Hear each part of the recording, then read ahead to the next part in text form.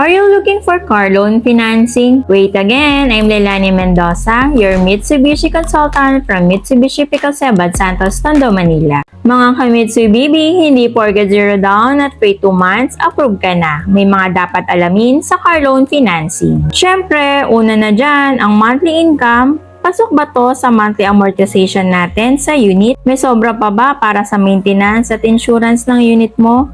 Or may matitira pa ba para sa monthly expenses ninyo? Dapat kasi mga ka-Mitsubishi, ang monthly income natin ay triple sa monthly amortization ng unit na kinuha natin. Kung monthly income natin ay 10,000, dapat times 3 ng monthly salary mo. Sa down payment, di porket 0 down payment at free 2 months, ma-avail nyo na kagaya ng sinasabi ng karamihan, depende pa rin sa bank approval.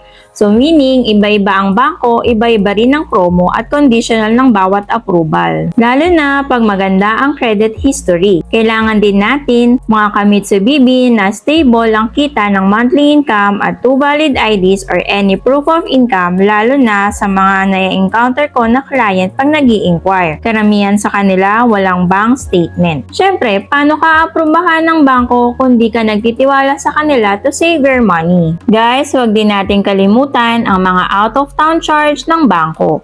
Need din natin to i-consider sa down payment natin dahil ito yung mga documents mo na inaasikaso ng bawat bangko, lalo na kapag outside Metro Manila ka. Mas mura kasi at mas maganda ang promo sa Manila. Take note, pabago-bago ang promo ng bangko natin monthly ha. Lastly, dapat alam mo paano maging passive income ang unit na kinuha mo para hindi mabigat sa monthly mo. Pwede mo tong ipasok sa TNBS na legit. Paano? Tara, tutulungan kita. Any question or inquiry, kindly contact me, Leilani Mendoza, your sales consultant. Pwede nyo po ako makontak sa number ko. Pwede nyo rin po ako i-message sa Facebook page ko or i-add sa YouTube, TikTok, Instagram at mag-subscribe sa YouTube channel ko. Apply na!